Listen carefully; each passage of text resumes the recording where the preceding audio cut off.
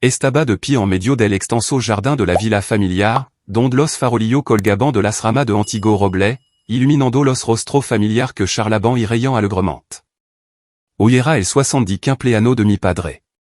Héctor Castanda, un hombre a quien todo Guadalajara, Jalisco, conocía como un icono en el campo de la medicina. Era el director del Hospital San Juan de la Cruz, y nuestra familia, los Castanda, había estado ligada a la profesión médica por generación.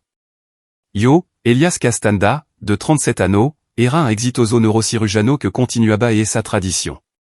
Nacido y criado en este prestigioso ambiente, siempre sentí que vivía en una pintura perfecta, donde todo estaba pulcramente dispuesto, desde fiesta santiosa hasta logro grabado en plaza de oro. El ambiente de la fiesta era verdaderamente cálido, con suave música de jazz resonando desde los altavoz exterior y el olor a carne a la parrilla mezclándose con la fragancia de las rosas que flotaba por toda parte.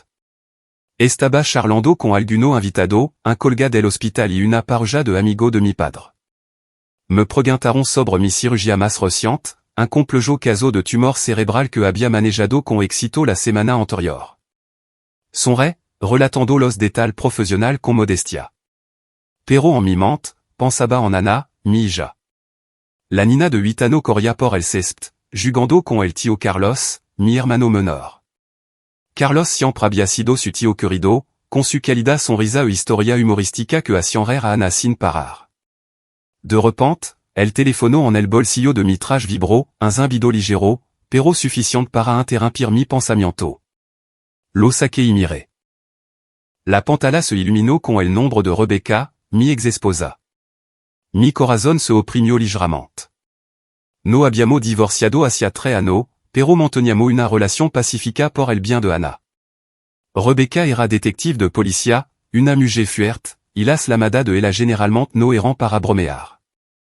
Me disculpé con los invitados y me dirigí a un rincón más tranquilo, presionando el botón de respuesta.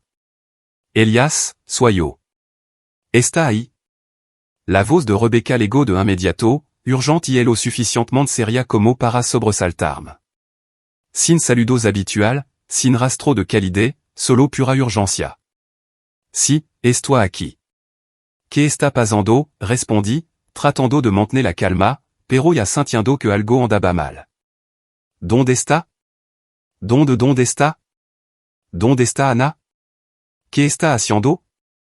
¿Con quién? Preguntó, su voz más aguda de lo habitual, como si tratara de reprimir el pánico. Miré hacia el jardín donde Ana reía y jugaba con Carlos. Está jugando en el jardín con el tío Carlos. ¿Por qué? ¿Pasa algo malo? Hubo un silencio al otro lado, una pausa que duró unos segundos, pero que para mí pareció una eternidad.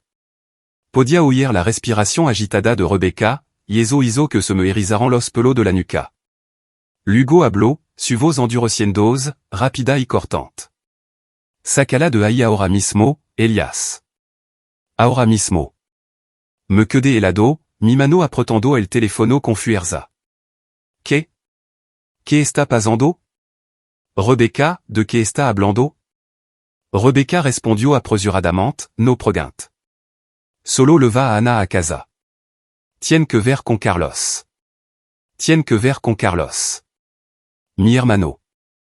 El que toda la familia adoraba. Un amable profesor de literatura querido por su alumno. Mi mandaba vuelta. ¿Cómo que tiene que ver?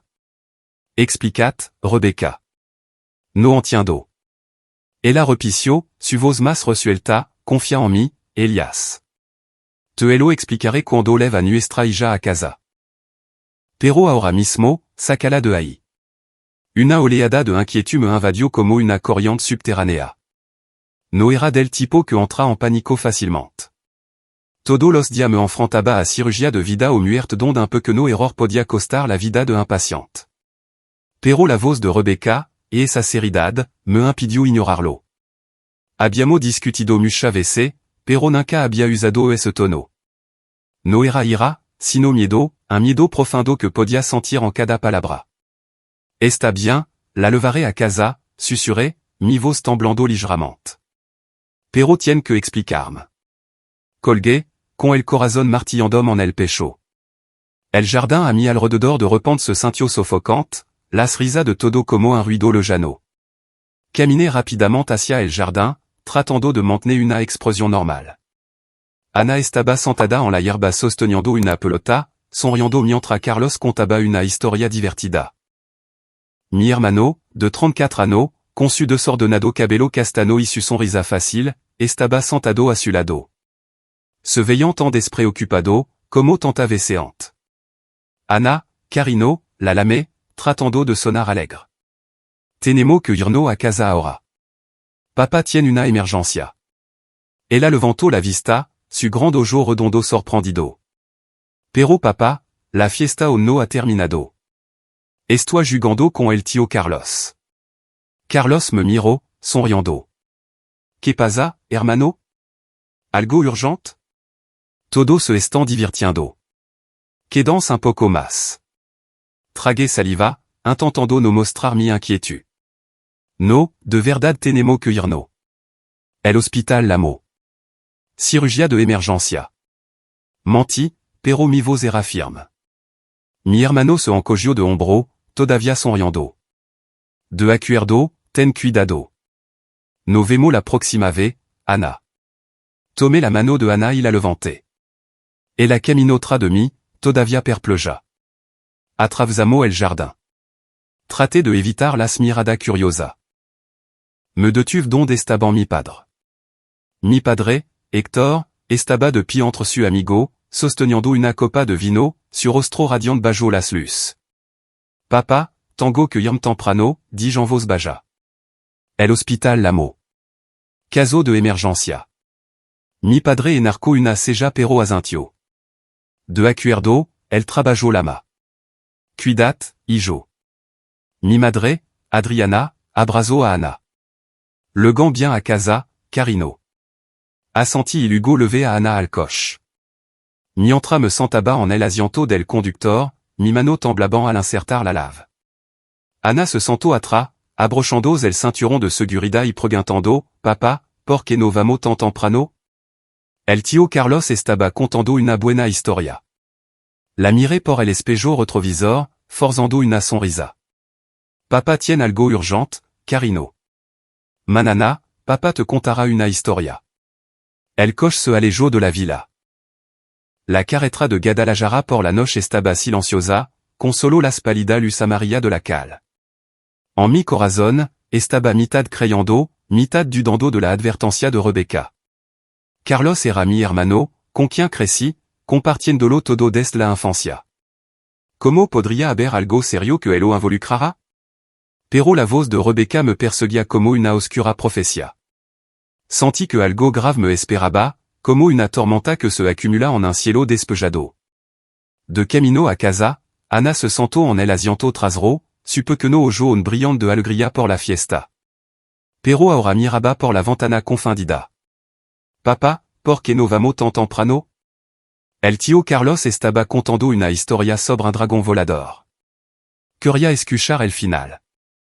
Su voz era suave, mezclada con un poco de dolor. Miré por el espejo retrovisor, mi corazón oprimiéndose. Ana tenía 8 años, una niña obediente, hasta el punto de que a veces me preguntaba si era demasiado tímida. Le tenía miedo a la oscuridad y siempre necesitaba que le lera un cuento cada noche antes de dormir. Y en ese momento, a menudo leía una poca página apresuradamente y apagaba la luz. Como neurocirujano, estaba ocupado con cirugía que duraba horas, reunión de emergencia y turno nocturno sin dormir. El tiempo para Ana siempre era escaso, y cada vez que pensaba en ello, me culpaba a mí mismo. Pero esta noche, su confusión me hizo sentir más culpable que nunca. Un pequeño apartamento en la Safura de Guadalajara, que después del divorcio, Ana y yo habíamos convertido en nuestro propio nido acogedor. La levé adentro, sintiendo su pequeño cuerpo acurrucarse contra mi hombro. La sala de estar estaba completamente a oscura, solo con la luz de la cocina que se filtraba. Puse a Ana en la cama, cubriéndola bien con la manta. Buena noche, mi pequeña princesa. Ella sonrió débilmente y luego cerró los ojos. Me senté junto a la cama un rato, viéndola dormir, mi corazón hinchado de una vaga ansiedad. Fui a la sala, me preparé una taza de café solo, tratando de calmarme. Elle reloge de la parede Asia tic-tac, cada sonido recordandum que Rebecca vendria pronto. Vivia a solo una cuadra de distancia en un apartamento compacto adecuado a su ajetreada vida como detective en la unidad de investigaciones especial de la policía de Guadalajara. Rebecca Valdés, de 38 años, era la mujer fuerte a la que una ve había amado apasionadamente. No conocimos en la universidad, no casamos joven y Ana fue el resultado de ese amor. Pero el trabajo no había separado. Yo con la cirugía, ella con los casos. Después del divorcio, mantuvimos una relación pacífica por el bien de Ana. A menudo nos visitaba los fines de semana, trayendo dulce historia divertida. Pero esta noche no era una visita normal.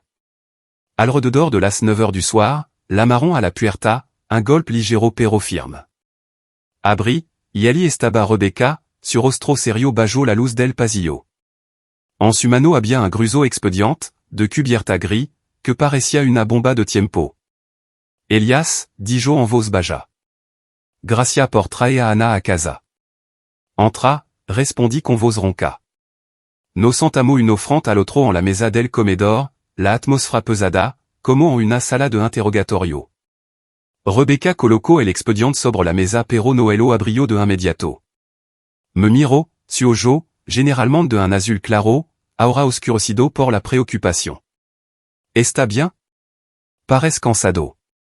Solo dímelo, Rebecca. ¿Qué pasa con Carlos? Porque la más te contenta urgencia. No quería andarme con rodeo. Mi corazón latía como un tambor. Ella respiró hondo y luego habló de manera concisa, su voz uniforme pero cargada. Estoy manejando un expediente relacionado con un caso de abuso sexual infantil. El acusado es tu hermano, Carlos, y estoy preocupada por Ana porque muy cercana a él. Por eso lameante. Me quedé helado como si alguien me hubiera arrojado agua helada a la cara. Abuso sexual infantil. Carlos, mi hermano, de 34 años, profesor de literatura en una prestigiosa preparatoria privada. Tenía una apariencia amigable, una voz cálida, modal refinado, siempre el mimado por nuestro padre, apreciado por su colega, admirado por su alumno.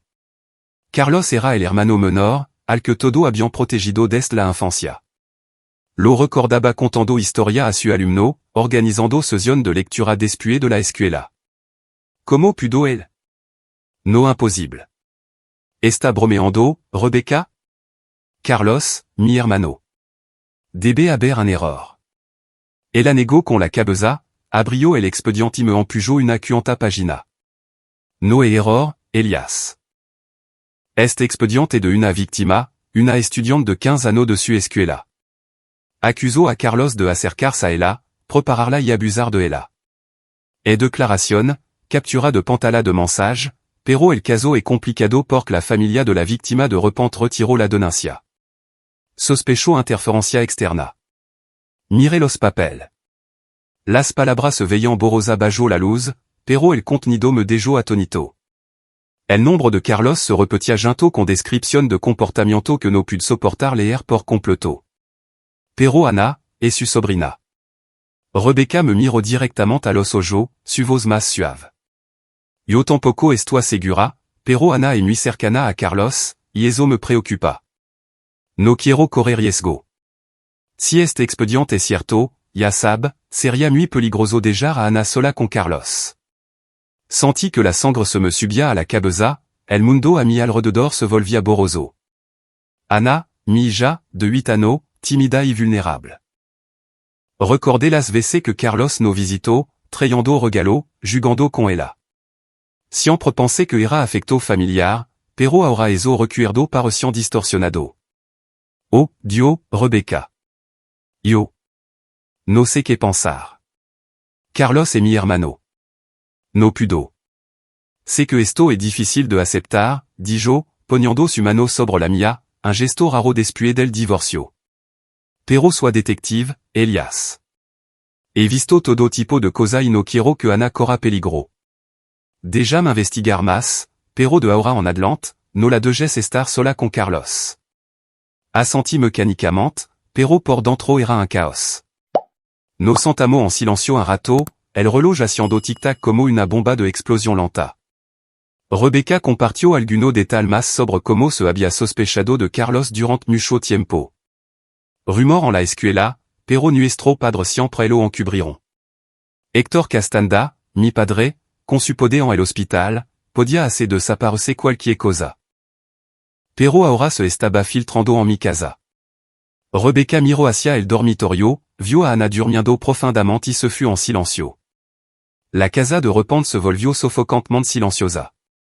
Me levanté, caminé por la sala, sintiendo que las paredes se cerraban sobre mí.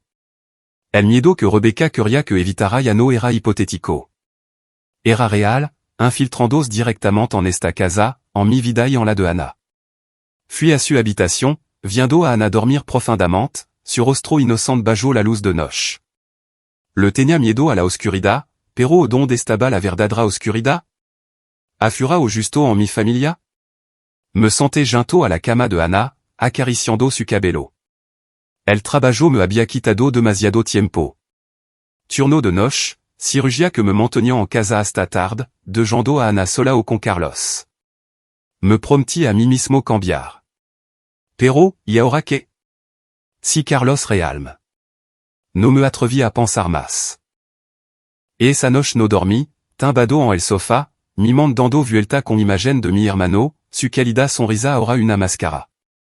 Guadalajara fura de la ventana estaba en paz, pero dentro de mí era un infierno.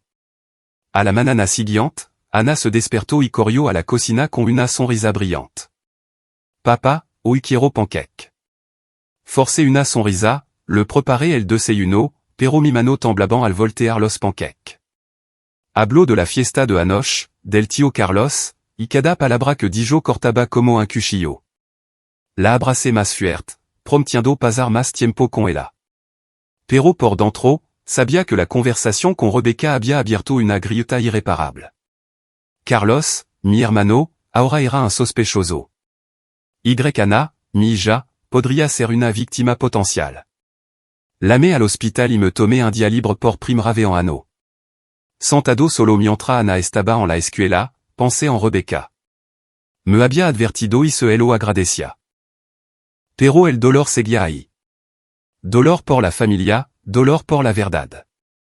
Miré por la ventana.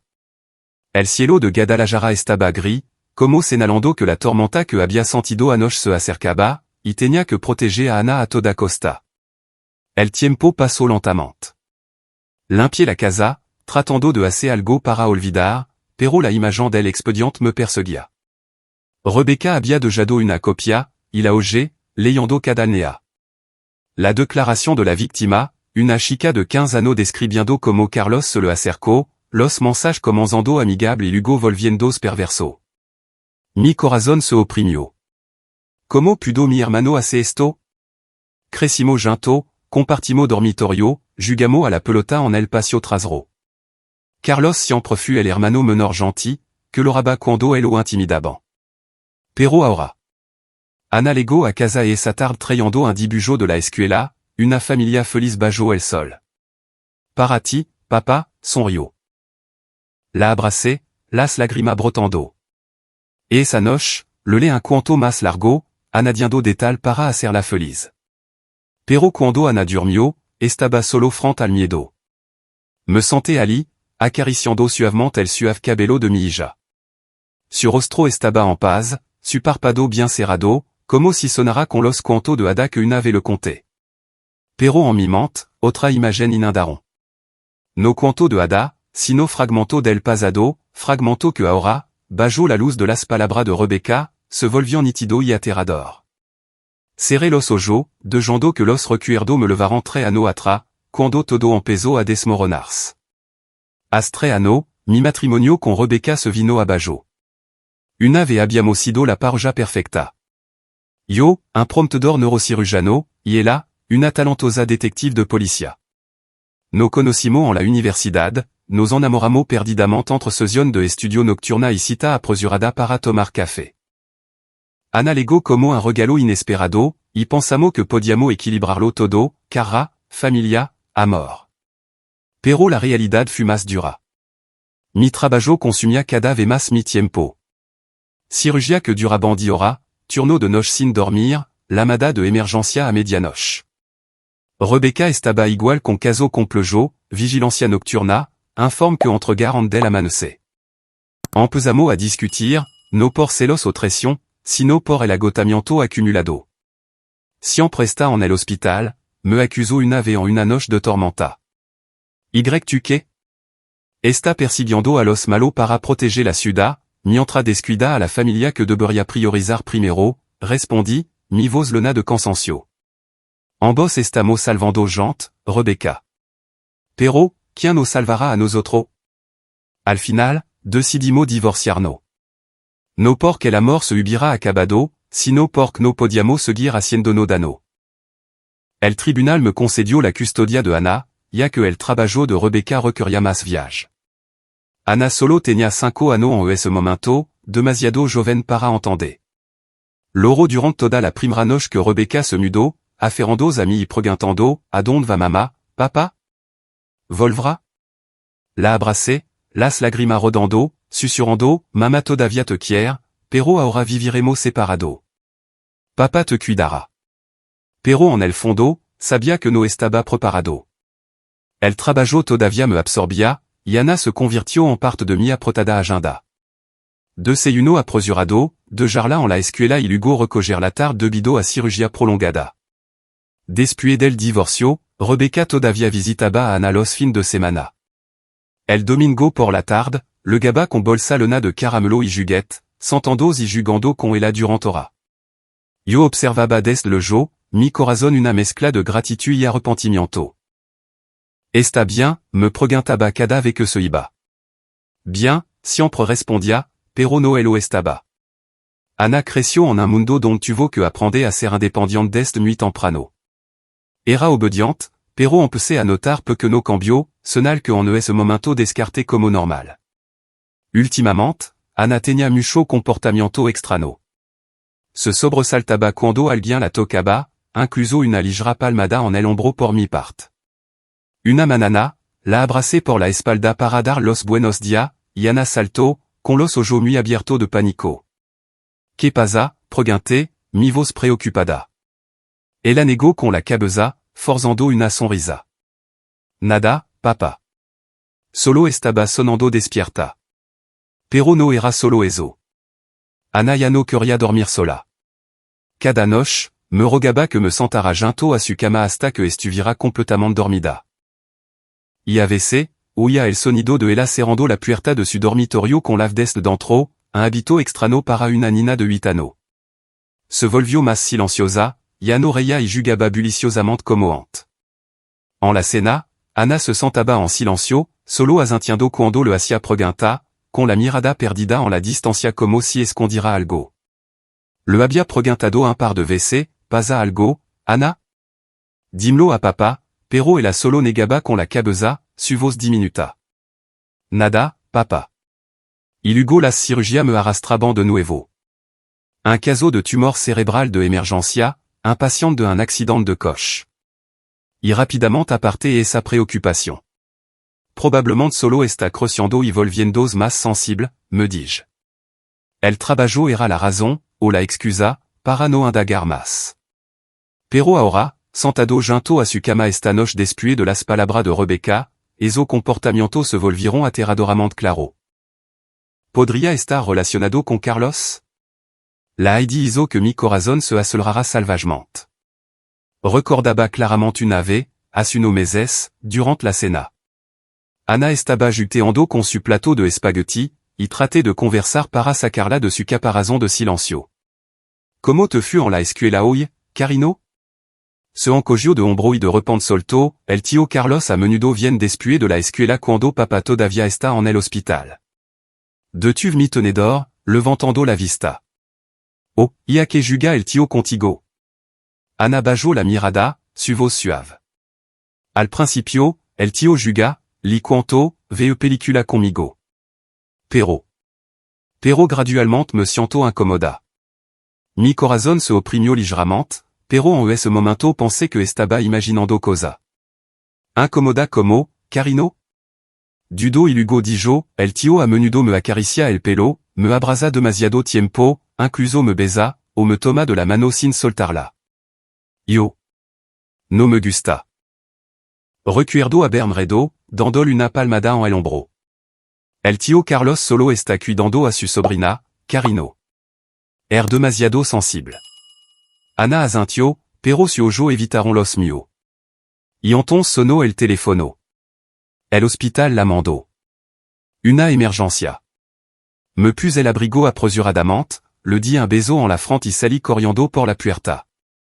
Et esa prisa hizo que ya no prestara atención a su palabra. Pensé que Carlos era mi hermano, familia. ¿Cómo podría hacer el daño a su sobrina? Siempre era amigable, siempre traía regalo para Ana. Pero ahora, al recordarlo, esos detalles trivial se convirtieron en cuchillo profundo y cortante. Acariciar el pelo, abrazo largo, beso, tomar de la mano, gesto que una vez como afecto ahora parecía distorsionado, sospechoso. ¿Cómo pude haber estado tan ciego? Me levanté de la cama de Ana, salí al balcón, respirando el air nocturno de Guadalajara. El viento fresco traía el olor de la soja marchita, pero no podía disipar el tormento dentro de mí. Me sentí terrible por no haber escuchado a mi hija. Ana había tratado de decírmelo, él lo había soltado durante una conversación, pero yo lo ignoré. El trabajo lo nubló todo, convirtiéndome en un padre desatanto, sin proteger a la nina que amaba más que a nada. Esa debería haber sido mi máxima prioridad, pero había fallado. Las lágrimas rodaron por mi mejilla por primera vez en ano. Pensé en las noches en que Ana cerraba la puerta de su dormitorio con lave. ¿De qué tenía miedo? ¿De la oscuridad o de una sombra familiar? El tío Carlos a menudo venía después de la escuela cuando yo todavía estaba en el hospital. ¿Cuánta veces? ¿Cuánta oportunidad para? No me atreví a pensar más, pero ese miedo hizo que mi corazón doliera intensamente. Los días siguientes pasaron como una pesadilla prolongada. Cada mañana, al despertar, veía a Ana desayunar, riendo y bromeando con ella. Pero en mi mente, las palabras de Rebecca me perseguían constantemente. La vigilaba más de cerca, preguntando sobre cada pequeño detalle de su día en la escuela, sobre las personas que conocía. Ana todavía sonreía, todavía jugaba, pero noté los silencios, esos momentos en los que miraba a el ojo, su mano aferrando inconscientemente su oso de peluche con fuerza. Está bien, le preguntaba, y ella assentia. Estoy bien, papa. Pero yo sabía que no lo estaba.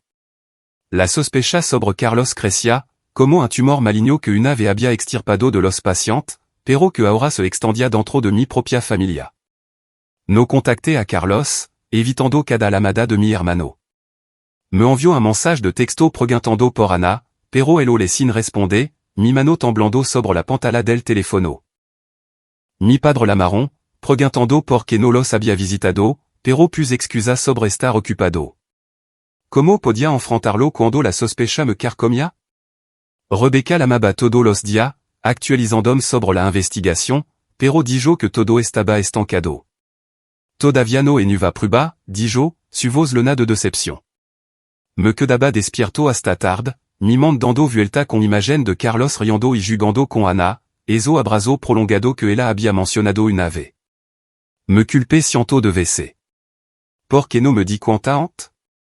¿Por qué dejé que el trabajo me cegara? Uno día después, no pude más. La inquiétude era como una bestia salvaje que me desgarraba por dentro. Le envié un mensaje de texto a Rebecca. Tenemos que vernos. Algo importante. Ella aceptó de inmediato, y quedamos en una pequeña cafetería en el centro de Guadalajara, el lugar donde solíamos tener cita en nuestra juventud, con vieja mesa de madera y el aroma a café recién molido flotando por toda parte.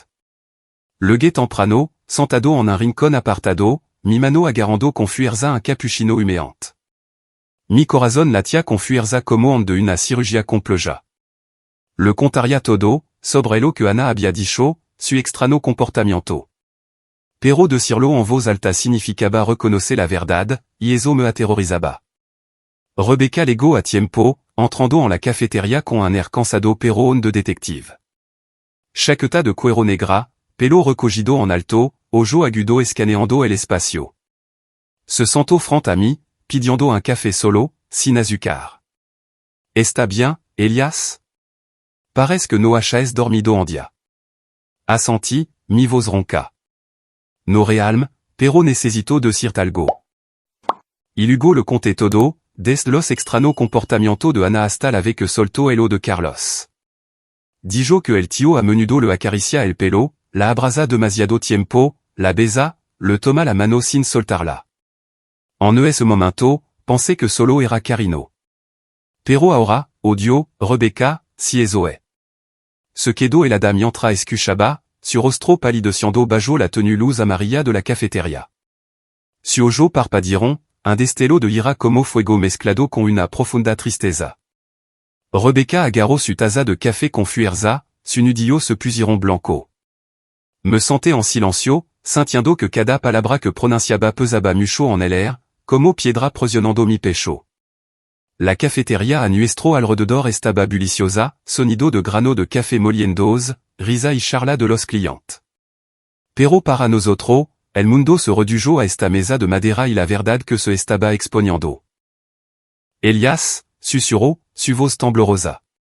Esto ya no es solo una corazonada. Et una prueba viviente. Ana, nuestra hija. Assenti, las lágrimas brotando. Lo sé. Fui terrible porno d'armes cuantaante. Pero, y ahora que? Está investigando. El expediente tiene declaración, prueba. ¿Por qué no han arrestado a Carlos todavía? Sig libre, encenando, conociendo Nino. ¿Por qué tu agenciano ha actuado? Rebecca respiró hondo, mirando por la ventana donde el tráfico de Guadalajara fluía sin cesar. Explicó, su voz baja pero clara, como si informara de un caso. Todavía no podemos emitir una orden de arresto, Elias. Falta de prueba directa. La víctima, la chica de 15 años, ha retirado su declaración. Al principio, de talo todo con mensage, captura de Pantala, pero luego la familia se negó a cooperar. Dijeron que la chica lo inventó, y todo los datos del teléfono de Carlos, las cámaras de la escuela. Todo se perdió justo cuando ocurrió el incidente. Como si alguien hubiera borrado la suela. Me puse rigido, mi corazón acelerando. ¿Huela borrada? ¿Cómo es eso posible? Son prueba. Ella asintió, su ojo oscureciendo. No solo eso. Carlos no solo usó dinero. Se basó en la reputación de la familia Castanda. Y Héctor, tu padre, intervino silenciosamente. Hizo que alguien hablara con algunos jefes de departamento para estabilizar la situación. Se envió un apoyo de beca a la familia de la víctima a través de un intermediario, uno CIN 1000 pesos, suficiente para que retiraran la denuncia y se quedaran en silencio. El expediente se suspendió entonces por falta de prueba. No tenemos nada concreto para acusarlo. Su palabra cortaron como un cuchillo. Mi padre, Héctor Castanda, el hombre que una vez había admirado, director de hospital con influencia en todo Guadalajara. Tenía el poder de hacer desaparecer cualquier cosa con una lamada, un favor, una donación de caridad. Recordé las veces que resolvió problema familiar. Una multa de tráfico desapareció. Una pequeña demanda fut desestimada. Pero ahora, abuso infantil. Mi padre. El lo sabe, susurré, mi voz quebrada. Rebecca asintió. Lo sospecho. Y Carlos todavía está contactando a alguno testigo, sobornando a maestro, a otro estudiante para que guarden secreto. Et rumor en la escuela, pero nadie se atreve a hablar. Tu familia. Son buenos encubriando. Me quedé en silencio, mirando mi café frío. La verdad me golpeó como una ola, ahogandome. Mi padre, que siempre me enseñó sobre ética médica, sobre salvar gente, ahora usando su poder para proteger el mal. Carlos, mi hermano, a quien una vez pensé inofensivo, ahora un monstruo. Pero el asco en mi creció, no solo por Carlos, sino por la forma en que la familia lo encubrió. Éramos los Castanda, prestigioso. Pero ese prestigio se construyó sobre mentira? Pensé en mi madre, Adriana, con su fondo de caridad ayudando a Nino pobre. Pero, ¿y ahora qué? ¿Lo sabía? ¿O también estaba en silencio? El ambiente de la cafeteria de repente se sintió soffocante. La suave musica de jazz sonaba por los altavoz, pero para mí era como el susurro de los demonios. Rebecca me miró, suojo le no de préoccupation. Elias, no haga nada imprudente. Déjà m'investigar. Pero desde ese momento, se formó en mí la determinación de encontrar las pruebas yo mismo, incluso si eso significaba enfrentarme a mi propia sangre. No podía quedarme de brazo cruzado, esperando el lento sistema. Ana estaba aquí, y si Carlos la había tocado, no elo dejaría salirse con la suya. Nos sentamos un poco más, hablando de Ana, de cómo poco a poco se abría más a medida que pasaba tiempo con ella. Rebecca habló de su trabajo, de otro caso que la agotaban, pero bajo la superficie, la tensión permanecía. Cuando salimos de la cafeteria, me abrazó más fuerte de lo habitual. Prometme que no hará ninguna estupidez. Assenti, pero en mi corazón, ya elo había decidido. Salí de la cafeteria con la mente confusa, conduciendo a casa a través de la tarde gris de Guadalajara. La lluvia comenzó a lloviznar, las gotas golpeando el parabrisa como los latidos de un tambor instando a mi corazón. Et esa determinación ardía ferozmente, pero sabía que no podía ser imprudente. Era médico, no detective. Un peu que no error podría hacer que todo se derrumbara. Carlos descubriéndolo, mi padre interviniendo y la justicia enterrada para siempre. Ne necesitaba un plan, ne necesitaba paciencia. En cada segundo de espera se sentía como una tortura. En casa, Ana estaba sentada en la mesa del comedor dibujando, su rostro iluminando cuando me vio. Papá está en casa. Dibujé nuestra casa con el tío Carlos también. Mi corazón se oprimió cuando miré el dibujo, la figura de Carlos de pie a Ana sosteniendo una pelota. La abracé con fuerza, tratando de ocultar el dolor. Hermoso, mi amor. Pero hoy, no mencionemos al tío, de acuerdo? Ella asintió, inocentemente, sin darse cuenta de nada. En los días siguientes, comencé a vigilar discretamente las rutinas de Carlos. No era un experto, pero la experiencia de cirugía compleja me enseñó paciencia y observación de talada.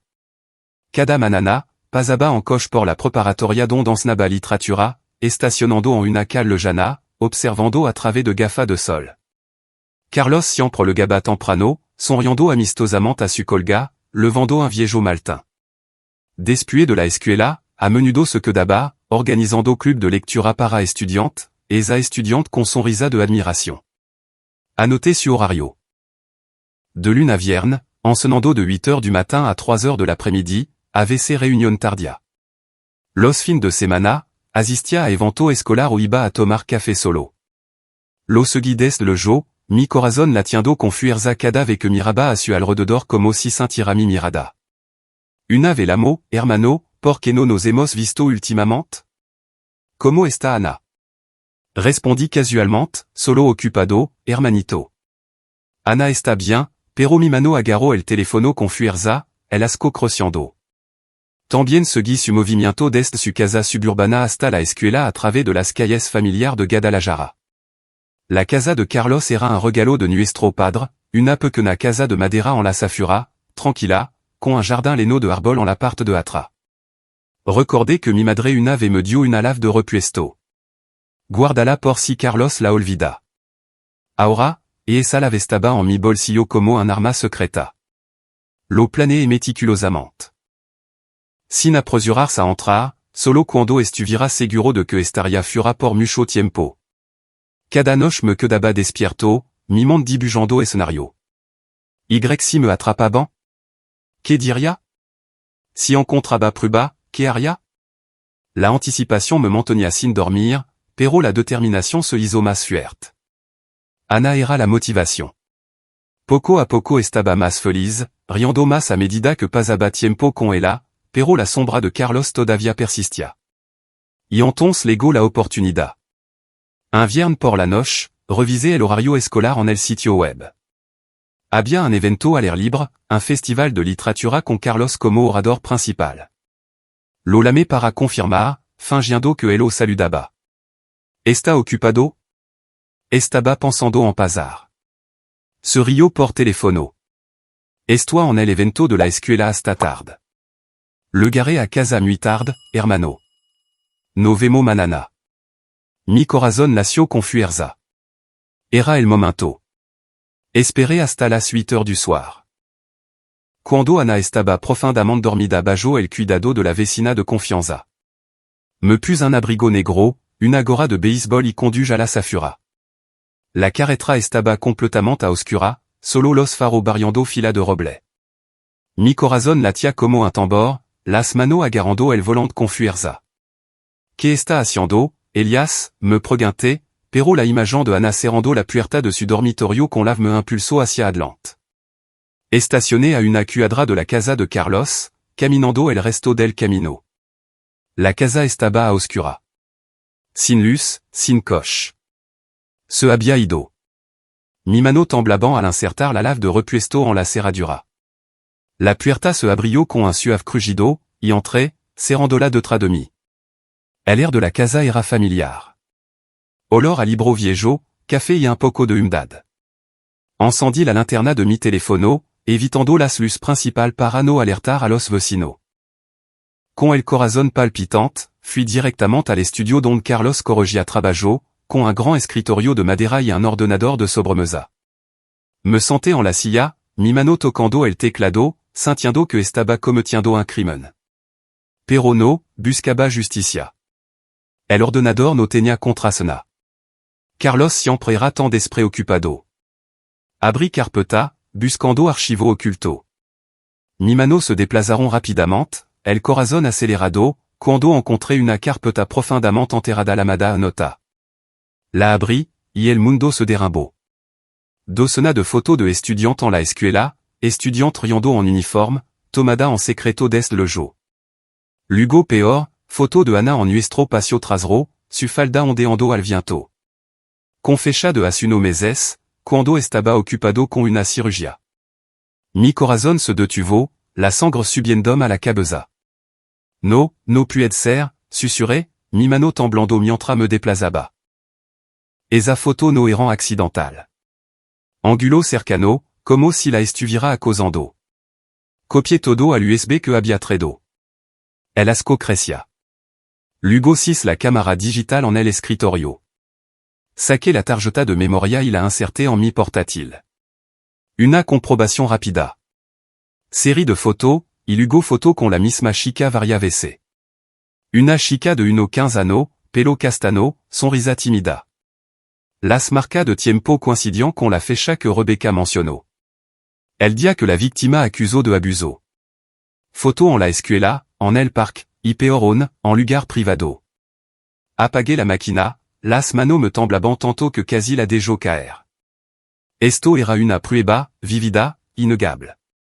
Sin parar, abrí el cajón del escritorio. Dentro había un desorden de papel, y luego un cuaderno de tapa negra en el fondo. Lo abrí, y mi corazón se hundió en el abismo. Una lista de nombre de estudiantes, edad, horario de salida, lugar frecuente. Estacionado cerca de la escuela, cafetería, incluso dirección de casa. Al lado había nota personal. Fácil de abordar, le gusta que le cuentan historia, y il necesita más seguimiento. El nombre de Ana estaba allí. Sobrina, cercana, fácil de abrazar.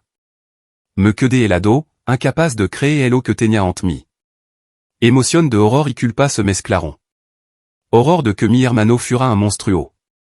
Culpa de haber dejado a Ana cerca de él. Quería irme, huir de este lugar, pero necesitaba confirmar una última vez. Este no era el Carlos que conocía.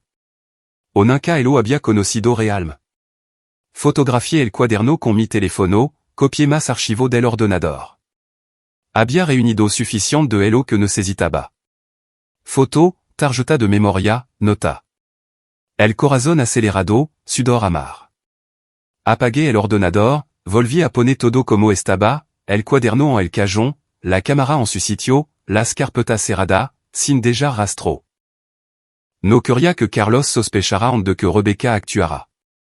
Me levanté, con las piernas débiles, saliendo del estudio. El pasillo estaba completamente a oscura, solo la luz de la luna filtrando por la ventana. Contuve la respiración, escuchando, silencio absoluto. Pero entonces, al dar uno paso, un sonido débil vino del suelo al final del pasillo. Algo raspando o un gemido. Mi corazón lacio con fuerza. Me detuve, aguzando el guado. El sonido se repició, débil, mezclado con un soloso muy suave, como un hino tratando de reprimir el llanto. Se me erizaron los pelos de la nuca. No era una ilusión. Me acerqué más, conteniendo la respiration para escuchar, pisando suavemente como un gato. Al final del pasillo había un rincón apartado, suelo de madera vieja. Me arrodillé, con la oreja pegada al suelo. El llanto era más claro, ahogado, desesperado. Había espacio debajo, y cispe que no aranazo en el suelo de madera como si el hubieran abierto con frecuencia.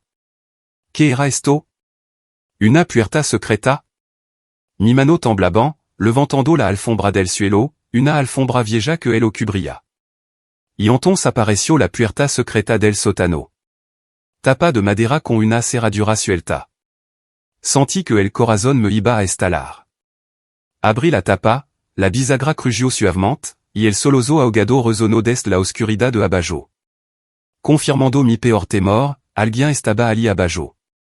Illuminé con la linterna de mi teléfono hacia abajo, una empinada escalera de madera conduciant a la húmeda oscuridad.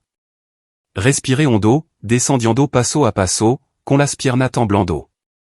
El olor a humedad se mezclaba con el miedo, el sudor, las lágrimas. La linterna barrió vieja caja de madera. Una cámara con trípode instalada en una esquina. Cable enrodado, silla plegables apilada.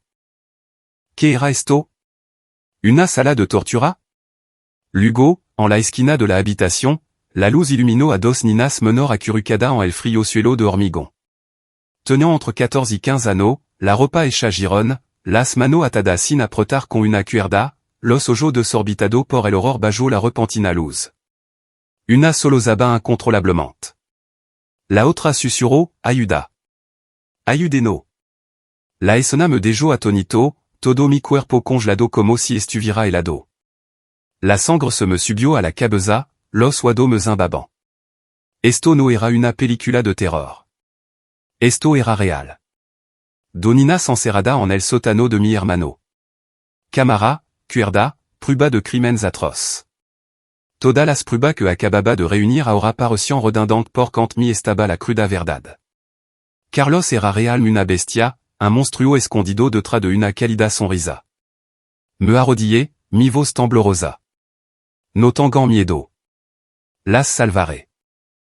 Soy el hermano de Carlos, pero las sacaré de aquí. Me miraron, los ojos llenos de duda y miedo. Las desaté, las abracé, supe que no cuerpo temblando como hoja marchita. Una susurró, él. No levó después de la escuela. Dijo que era para ayudarnos con la tarea. Mi corazón se hizo añicos. Carlos, mi hermano, con quien crecí, ahora un depredador. Comprendí desde ese momento que no era solo un hermano buscando la verdad, sino un hijo entrando en la pesadilla de su familia. La prestigiosa familia Castanda ahora estaba destrozada por este oscuro secreto. Inmediatamente llamé a Rebecca después de descubrir a las dos chicas encerradas en el sótano. Mi mano temblaba mientras marcaba el número, mi voz tartamudeando por teléfono. Rebecca, tiene que venir ahora mismo. Yo. Encontré a Doninas en el sótano de Carlos. Están atada, encerrada. Oh, Dios. Moviliza al equipo. Al otro lado, Rebecca guardó silencio por un segundo. Luego su voz se volvió profesional, afilada como una cuchilla. Mantén la calma, Elias. Lo reportaré como una emergencia de inmediato. No toque nada. Mantén a las víctimas a salvo. El equipo táctico estará allí en 10 minutos. Colgué, mi corazón latiendo como si fuera a estallar. Las dos chicas, una la madamia, de 14 años con el pelo despeinado y los ojos rojos hinchados, y la otra, Lily, de 15, su delgado cuerpo temblando incontrolablement, se acurrucaron en el sofá de la sala. Las envolví en manta delgada, les serví agua de la cocina, tratando de tranquilizarla con una voz suave. Ahora están a salvo. Sois médico. Las ayudaré. La policia le gara pronto. Mia solo zaba incontrôlablement, afferrando aux amis. El tio Carlos dijo que me levaria a casa, pero Lugo. Lugo me encerró ali abajo. Lili susurró, su voz débil, et estado encerrada durant 2 días. Sin comida. Su palabra me dejaron atonito, como si alguien me hubiera dado un puñetazo en el pecho. Carlos, mi hermano, no era solo un acosador, sino un secuestrador, un torturador. Pensé en Ana, afortunada de no haber legado a este pinto, pero el miedo todavía me hacía estremecer. Los minutos de espera se alargaron como hora. Caminé por la habitación, aguzando el guado a cualquier sonido de la carretera. Gada la jara de noche estaba en silencio, pero en esta casa, la atmósfera era pesada como el infierno. Las sirnas resonaron a el ojo. Luego los coches de policía llegaron en tropel. El equipo táctico, hombre con armadura negra, pistola enfundada a los costados, irrumpieron por la puerta principal, inundando la casa como un torrent.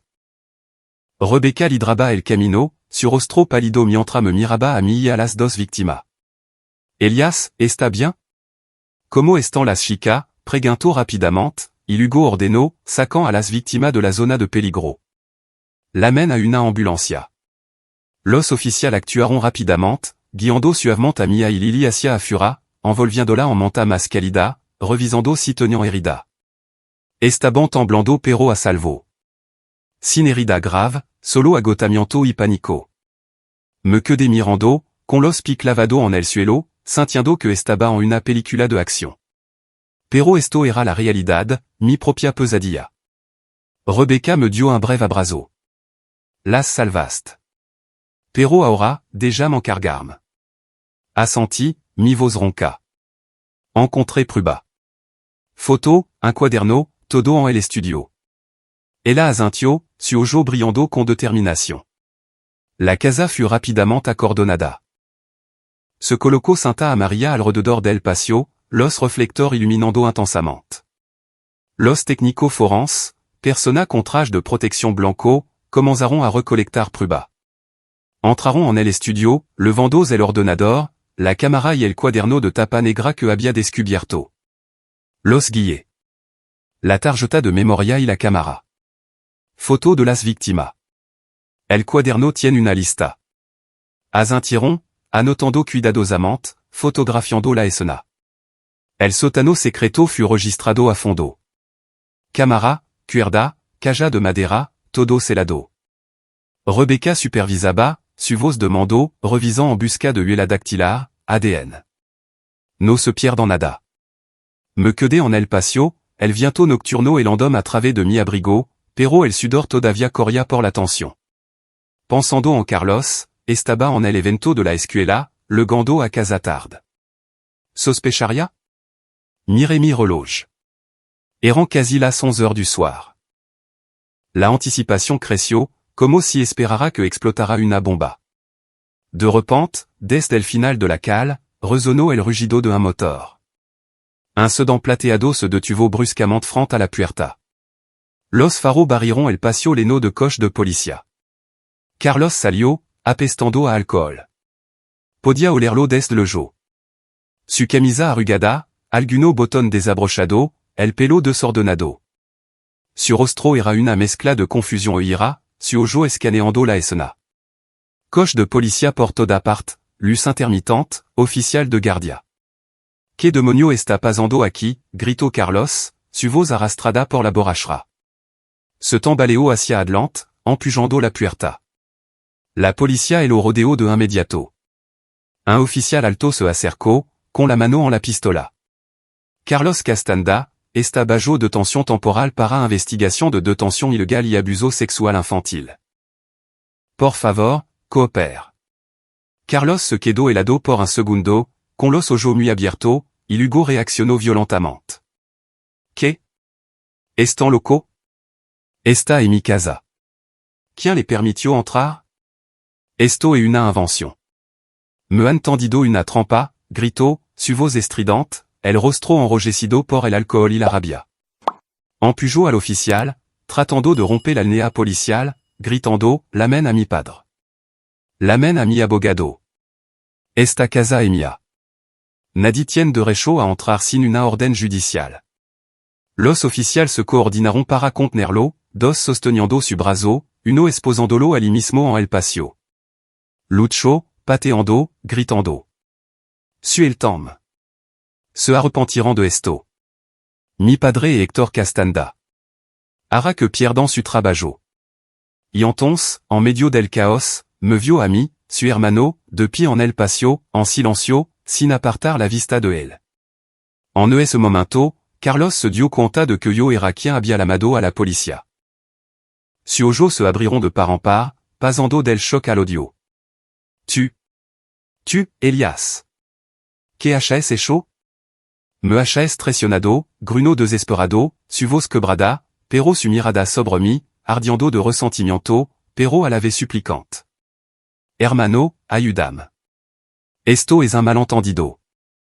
Me quedé en silencio, sin responder. Ya no era ira, sino una profunda tristeza, como un abismo. Sabía que acababa de terminarlo todo, la hermandad, la prestigiosa familia Castanda.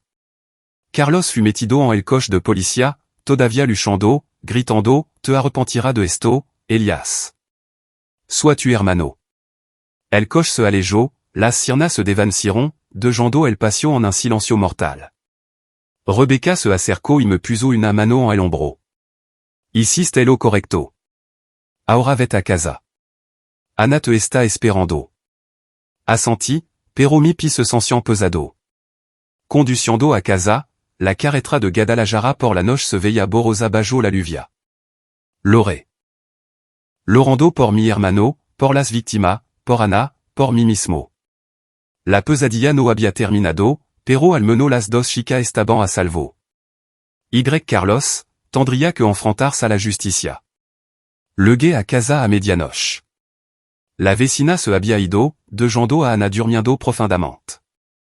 Me senté junto a su cama, mirando su rostro inocente, las emoción a flor de piel. Hoy había salvado a dos niñas pero había perdido a mi hermano.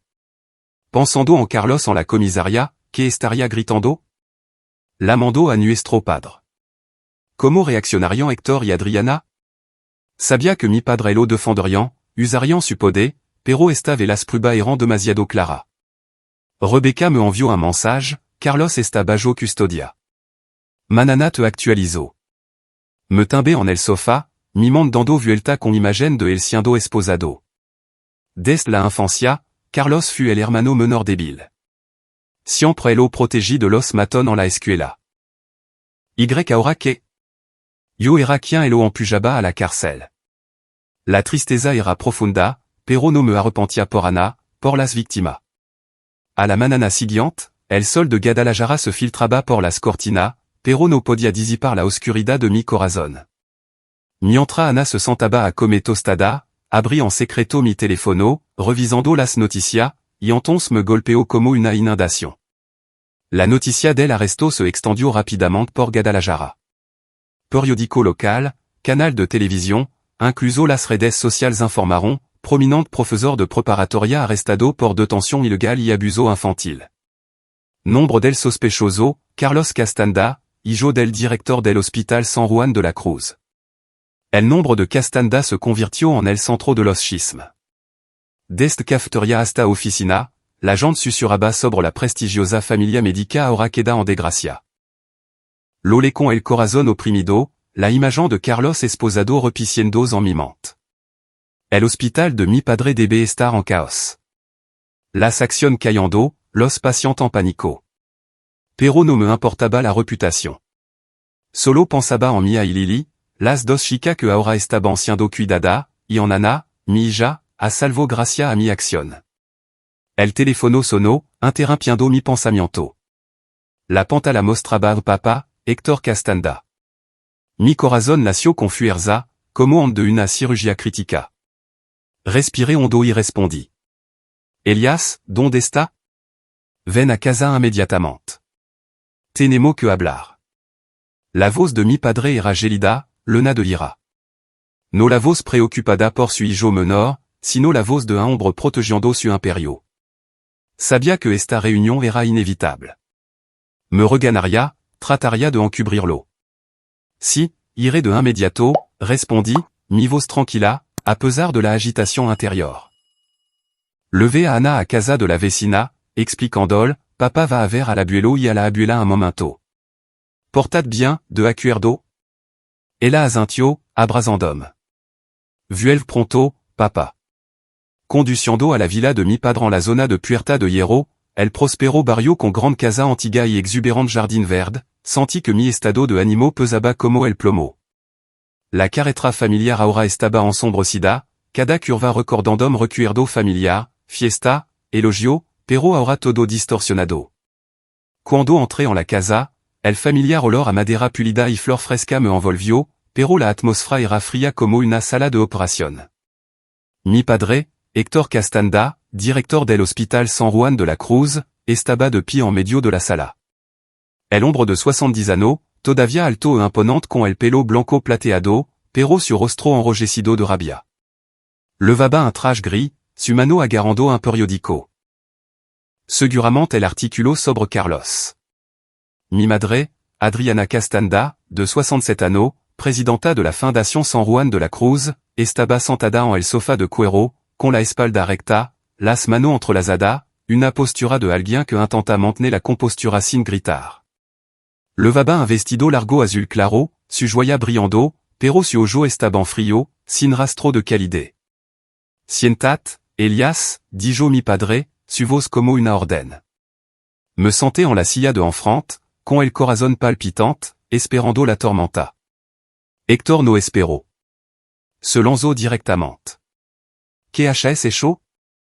Llamaste a la policía a la casa de Carlos. HS destruido el honor de nuestra familia.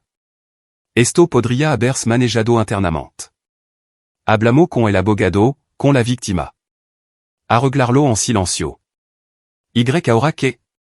Los medios de comunicación no están difamando por toda parte.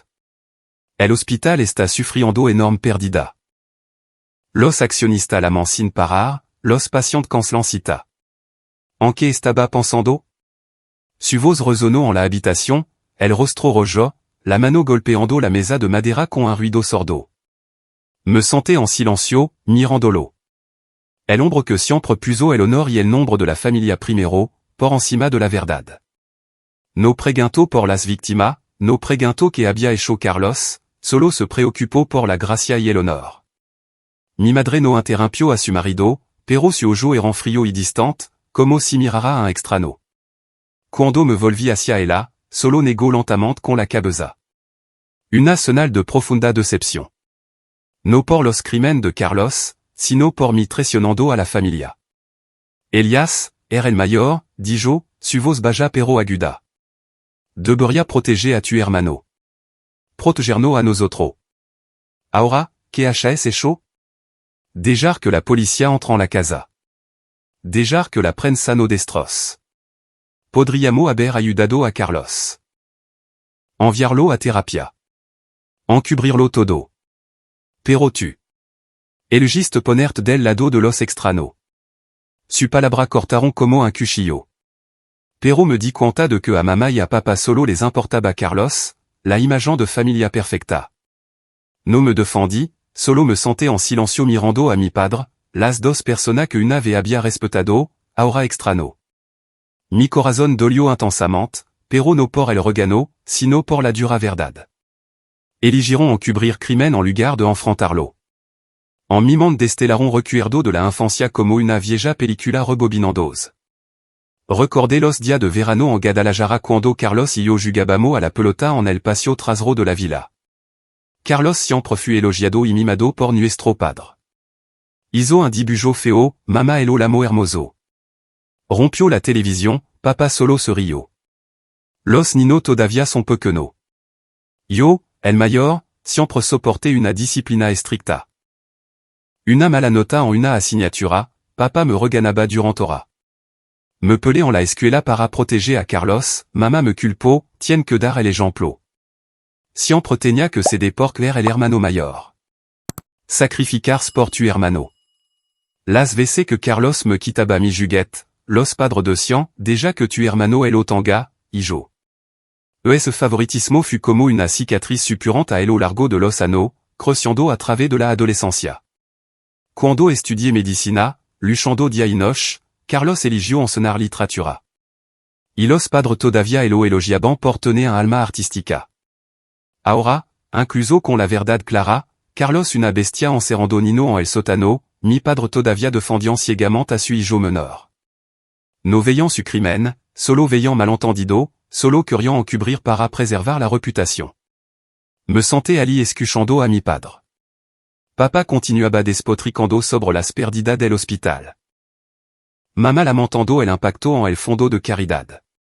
Pero no dije nada, solo assenti mécaniquement. En mi corazón, la ira inicial dio paso a un frío vacío. Me di cuenta de que nunca había pertenecido real a esta familia, una familia construida sobre la imagen, sobre el poder, no sobre el amor genuino. Cuando papa terminó con, tien que arreglar esto. Lama al abogado. Retira la denuncia, me levanté, mi voz tranquila. Lo siento, pero no me arrepiento. Mi padre me miraron, con los ojos muy abiertos de sorpresa, pero me di la vuelta, saliendo por la puerta sin decir otra palabra. La puerta se cerró detrás de mí, el pestillo haciendo clic suavemente, como cerrando un capítulo de la vida. Conduciendo a casa, la carretera de puerta de hierro ahora se veía borrosa bajo el sol del mediodía. Loré, no por perder a la familia, sino por la liberación. Ana me esperaba en casa, y ella era mi verdadera familia. La noticia todavía se extendía, pero la enfrentaría. La anticipación permanecía, el juicio se acercaba, pero estaba listo. La familia Castanda destrozada, pero mi conciencia estaba en paz. Los meses siguientes pasaron en un extraño bucle, pacífico por fuera pero caótico por dentro. Volví a trabajar en el hospital, pero ya no con cirugía prolongada. Elegí un horario más flexible, dedicando tiempo a Ana. Poco a poco recuperó su alegría. Fuimos al parque, dibujamos, lemo cuanto todas las noches. Rebecca nos visitaba con más frecuencia, trayendo historia divertida de su trabajo, y poco a poco nuestra relación se reavivó. Pero la sombra del caso todavía se cernía. Carlos estaba en prisión preventiva, esperando el juicio. La prensa no dejaba de informar, el escándalo de los Castanda, profesor prominente o monstruo de predador? Y cada artículo me hería el corazón como un cuchillo. Los colgas del hospital me miraban de forma extraña, susurrando a mi espalda, el hermano del pervertido. Lo ignoré, centrando en Ana. Preguntó por el tío Carlos un par de veces. ¿A dónde fue el tío, papa? Respondí suavemente, el tío está ocupado con el trabajo lejo. Pero tard en la noche, cuando Ana dormía profundamente, me quedaba despierto pensando en el próximo juicio. Testificaría, relatando esa noche horrible, el sótano secreto, las dos chicas temblorosas. La anticipación crecía. ¿Se declararía culpable Carlos? ¿Intervendría mi padre? Las pruebas eran claras, pero el poder de Héctor podía torcerlo todo. Ces meses después, el caso de Carlos Castanda fut levado a juicio en el Tribunal Superior de Justicia del Estado de Jalisco. El tribunal estaba en el centro de Guadalajara, un edificio histórico con columnas de granito y pasillo de madera pulida. El caso atrajo una masiva atención de los medios y del público. Los reporteros se agolpaban fuera de las puertas, las cámaras destelaban, la multitud susurraba. La familia Castanda quedó, murmuró alguien cuando entré. Estaba presente como testigo y descubridor de la escena. Elegí sentarme en silencio en la última fila, evitando todas las lentes de las cámaras, con un traje gris. Assentí con fuerza, pero mi mano estaba helada, el sudor corría. La sala del tribunal estaba abarrotada. Las familias de las víctimas se sentaron a un lado, con los ojos rojos. Los amigos de Carlos, los que todavía lo creían inocente, se sentaron al otro, meneando la cabeza con lastima. Rebecca se sentó cerca de mí, agarrándome la mano con fuerza. Estará bien. La verdad prevalecerá. Pero mi corazón latía con fuerza como de una cirugía de vida o muerte. Este juicio no solo juzgaba a Carlos, sino a toda mi familia. La verdad enfrentando a las mentiras. Carlos fut conducido a la sala, ies momento me dejo atonito. Mi hermano, una ve el joven amable con una calida sonrisa, ahora estaba tan demacrado que apenas lo reconocí. Sur rostro demacrado, los ojo hundido como pozo negro, las manos temblando ligeramente mientras se sentaba en el banquillo de los acusado. Levaba un traje gris pálido, el pelo corto, pero su aspecto era como el de un fantasma. Su abogado le susurró algo, pero Carlos solo inclinó la cabeza, evitando la mirada de todo. Cuando el fiscal, una mujer de mediana edad con una voz aguda, leyó la acusación, toda la sala del tribunal se sumió en intenso silencio. El acusado, Carlos Castanda, está acusado de múltiples cargos, detención ilegal de dos menores, múltiples agresiones sexuales, acoso y preparación de estudiante. La lista continuó, cada cargo como un mazazo. Carlos permaneció inmóvil, su hombro temblando ligeramente, y sis lágrimas rodando por su mejilla. Mi corazón dolió intensamente.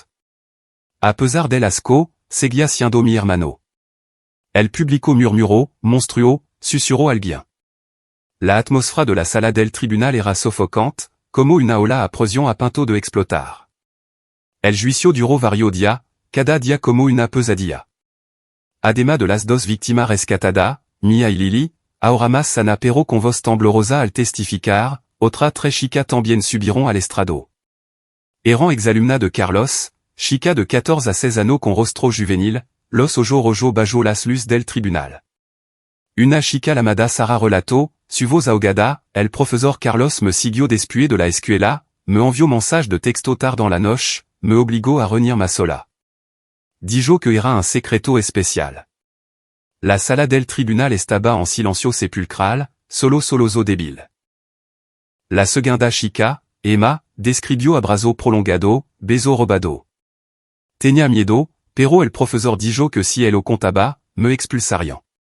Y la tercera, Zoé, contó que la encerró en su coche. El profesor me levó al parque y luego hizo cosas horribles. El abogado defensor trató de contrarrestar, esto es solo un malentendido. El acusado solo se preocupaba por su alumna. Pero los testimonios eran demasiado claro, demasiado doloroso. Me senté a escuchar, mi mano agarrando el asiento con fuerza, las lágrimas brotando. Esa chica podrían haber sido Ana. La Heidi me hizo estremecer. Luego, un profesor de la escuela también testificó. La SRA. Jiménez, colga de Carlos, de 1,50 años, su voz temblorosa mientras admitía, una vez recibi informe anónimo sobre Carlos. Los estudiantes decían que los acosaba, pero la administración solicitó silencio para proteger la reputación de la escuela. Inclinó la cabeza, evitando la mirada, lamentó no haberlo denunciado a la policía. Ese testimonio fue como un golpe mortal.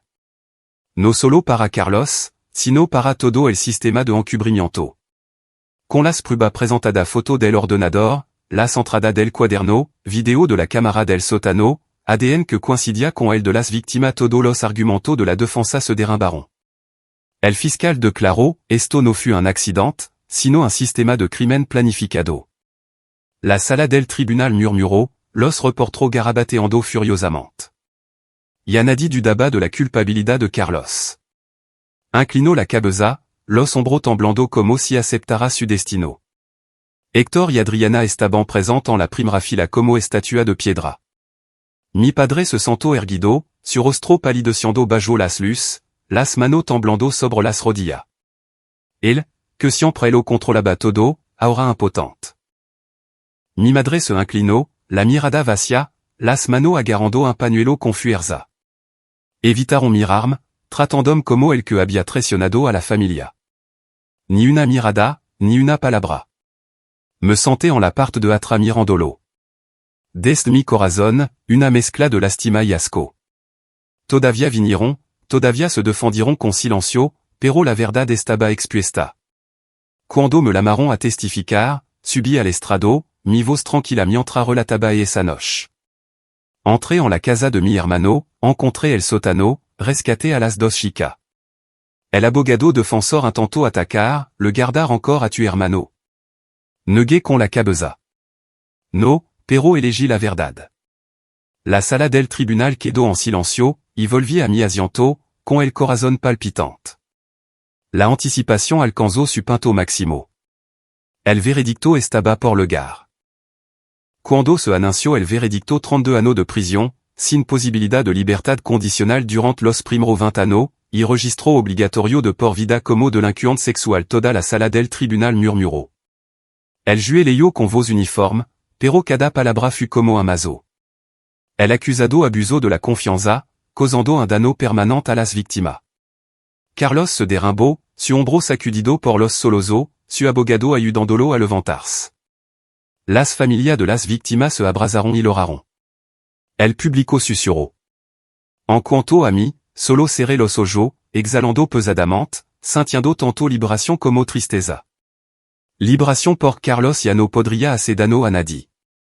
Tristeza porque mi hermano, a quien una vez había amado, ahora era un prisionero. Los reporteros se agolpaban fura de la puerta, pero me escabulí por la parte de atrás, evitando toda las preguntas. Uno día después, mientras el público todavía estaba alborotado, recibí una breve carta de mi padre, un sobre blanco, con la letra temblorosa. A partir de ahora, ya no er parte de esta familia. Eso fut todo.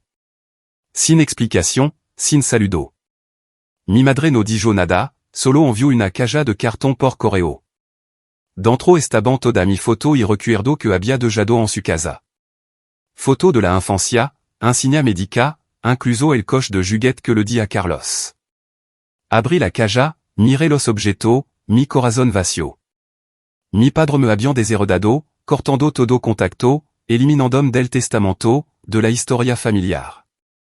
La prensa informó, la familia Castanda destrozada después del juicio. Los colegas me evitaron. Los amigos se distanciaron. Lo había perdido todo, padre, linaje, reputación. Pero a cambio, mantuve mi conciencia y la justicia. Después del juicio, la atmósfera en Guadalajara se volvió sofocante para mí. Cada esquina, cada cal familiar evocaba recuerdo del pasado. La fiesta de cumpleaños de mi padre, la casa de Carlos, las miradas escrutadoras de los colegas del hospital. La prensa continuó informando. La opinión pública seguía susurrando, y sentí que vivía en una jaula de cristal rota. Decidí irme de Guadalajara por un corto tiempo, no para escapar, sino para sanar. Renuncié al hospital San Juan de la Cruz, el lugar donde mi padre una vez me había presentado con orgullo como el sucesor. Los colegas se sorprendieron. El jefe de departamento preguntó, Elias, ¿estás seguro? Er uno de nuestro mejor talento. Assenti, mi voz tranquila. Necesito un cambio para mi familia. Il Hugo levé a mi hija Ana a un centro de terapia de psicología infantil en Tapalpa, un pequeño y tranquilo pueblo en la sierra a una hora en coche de Guadalajara. Tapalpa, conçu er fresco, su calles artística y su exuberante naturaleza verde, fut como un bálsamo para nuestra alma. Alquilamos un pequeño apartamento en la Safura con un patio trasero con vista a las colinas. Ana se sorprendió al principio. Papa, ¿por qué no mudamos? No es Guadalajara nuestra casa. Me senté, la abracé y le expliqué con delicadeza. Este es un viaje de vacación, mi amor. Papa quiere que seas más feliz, y aquí es buenos médicos para ayudarte. El centro de terapia era un lugar acogedor con sala de jugo lena de juguete y psicólogo especializado en inotraumatizado. La DR. Emilia, una mujer de mediana edad con una sonrisa amable, se réunia con Ana semanalmente. Bajo su guía, Ana recuperó gradualmente la compostura. Solía sobresaltarse al tacto, cerrar la puerta de su dormitorio con la toda las noches. Pero ahora empezó a abrirse. En las sesiones de terapia, Ana dibujó oscuro al principio, con sombra y cara triste, que gradualmente cambiaron a color vibrante con flor y sol. Sueno con el tío Carlos, le dijo una vez al médico, su voz diminuta. La DR. Emilia la guió para enfrentarlo. Tiene derecho a tener miedo, pero también tiene derecho a ser fuerte. Me senté en la sala de espera, mi corazón oprimiendo al oírla hablar, pero sabiendo que este era un proceso necesario. Ana reía más, dormía mejor y las pesadillas se desvanecieron. Estaba orgulloso de ella, una nina de 8 años, superando con resiliencia una oscuridad que nadie debería soportar. En quanto ami, después del periodo de descanso, volvi a trabajar, pero ya no como un cirujano ocupado. Elegí ser consultor independiente, apoyando el tratamiento de Nino traumatizado psicológicamente que habían sido abusado. Colaboré con Centro en Tapalpa, asesorando a padre, compartiendo experiencia del caso de Carlos. Cada caso era un recordatorio, eso Nino con ojo temeroso como los que Ana tuvo una vez. Trabajé meno hora deste casa o por videolamada, y cada tarde volvía a casa con ella. Esta nueva vida era sencilla pero significativa. No más cirugía de emergencia a medianoche. No más presión por la reputación de los Castanda. Aprendí a vivir más despacio, respirando el air del bosque de Montana, y encontré la paz en las pequeñas cosas. Rebecca no visitaba, a padre e hija, con frecuencia. Después del caso, solicitó un traslado al Departamento de Investigación Civil, caso meno peligroso, meno turno de noche, para tener más tiempo para Ana. Conducia de Guadalajara a Tapalpa los fin de semana, trayendo dulce libro de cuento. Al principio, las visitas eran incómodas. Hablábamos de Ana, del caso, evitando el pasado. Pero poco a poco, el ambiente se fut caldeando. Una tarde de otoño, mientras estábamos sentados en el patio trasero viendo a Ana correr y jugar con el perro del vecino, Rebecca se volvió hacia mí. Acha es cambiado, Elias. Ya no era el hombre que pone el trabajo por encima de todo. La miré, esos ojos azul claro que una vez me cautivaron, y sonré. El caso me enseñó mucho. No quiero volver a perder a Ana. Ella asintió, su mano tocando ligeramente la mía, un pequeño gesto, pero suficiente para reavivar viejos sentimientos. A partir de entonces, los dos empezamos a levarla a clase junto, a cenar junto y a charlar normalmente como amigo. Rebecca se quedaba a dormir los fin de semana, durmiendo en la habitación de invitado, y compartíamos comida familiar. El viejo afecto, una vez resquebrajado por las carras, se fut reparando graduellement a través de la compréhension y la responsabilidad en lugar de promesa vacía. Una noche, cuando Ana dormía profundamente, nos sentamos en el balcón mirando las estrellas titillantes en el cielo de Tapalpa. Una vez pensé que no podíamos volver atrás, susurró Rebecca. Le tomé la mano. No vamos a volver atrás. Vamos a seguir adelante, por Ana y por nosotros. Apoyó la cabeza en mi hombro. Y en ese momento, sentí que el afecto se calentaba lentamente, genuinamente, como una pequeña lama calentando la fría noche. Sabía que el pasado no podía borrarse. El caso, Carlos en la cárcel, mi padre desheredandome. Pero podía hacerlo correcto por el presente, por mi hija y por mí mismo. Dejé de intentar cambiar a mi padre, llamada sin respuesta, carta sin enviar. En cambio, aprendí a ser el padre en el que mi hija podía confiar. Escuchándola, abrazándola cuando tenía miedo y enseñándola a ser fuerte. En el pequeño apartamento nuevo de Tapalpa, con muebles sencillos y la luz del sol inundándolo todo, colgué el dibujo de Ana.